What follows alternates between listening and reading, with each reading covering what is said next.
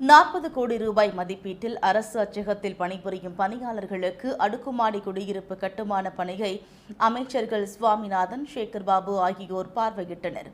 வடசென்னை புது வண்ணாரப்பேட்டை பகுதியில் சுமார் 40 கோடி ரூபாய் மதிப்பீட்டில் அரசு அச்சகத்தில் பணிபுரியும் பணியாளர்களுக்கு அடுக்குமாடி குடியிருப்பு கட்டப்பட்டு வருகிறது.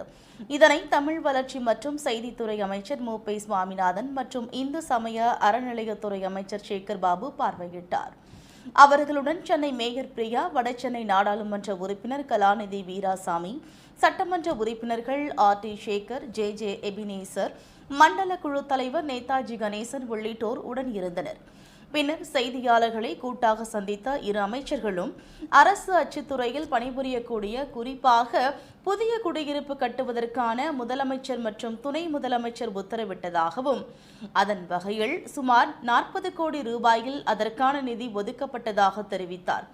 அதன் அடிப்படையில் 6 மாடி குடியிருப்பு புதிதாக கட்டப்பட்டு இருக்கிறது. இதில் ஏறத்தாழ 96 பயனாளர்கள் குடும்பங்கள் பயன்பெறும் வகையில் 430 சதுரடி சிறப்பாக அமைக்கப்பட்டுள்ளது என கூறினர். எழுதுபொருள் அச்சுத்துறையின் பணிபுரியக்கூடிய, குறிப்பாக அரசு அச்சகத்தில் பணிபுரியக்கூடிய பணியாளர்களுக்கான புதிய குடியிருப்பு கட்டுவதற்கு மாண்புமிகு முதலமைச்சர் அவர்கள், அதேபோல மாண்புமிகு துணை முதலமைச்சர் அவர்களும் உத்தரவிட்டார்கள். அந்த வகையில் சுமார் 40 கோடி ரூபாய் அதற்கான நிதியும் ஒதுக்கினார்கள். அந்த வகையில தான் இன்றைக்கு இந்த 6 மாடி குடியிருப்பு புதிதாக கட்டப்பட்டிருக்கின்றது.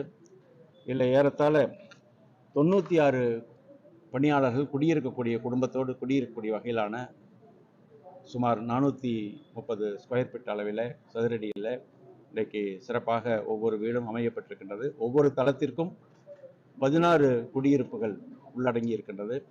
எனவே அந்த வகையில் விரைவில் இந்த பணி முடிவடைய இருக்கின்றது. அதனால தான் அதை ஆய்வு செய்வதற்காக இங்கே வந்தோம். அந்த வகையில் இந்த பணியும் ஓரளவுக்கு விரைவாக செய்யப்பட்டிருக்கின்றது. இன்னும் இருக்கக்கூடிய பணிகளை விரைவாக செய்ய வேண்டும் என்று பொதுப்பணித்துறை மூலமாக ஒப்பந்ததாரத்திலே கோரப்பட்டிருக்கிறது.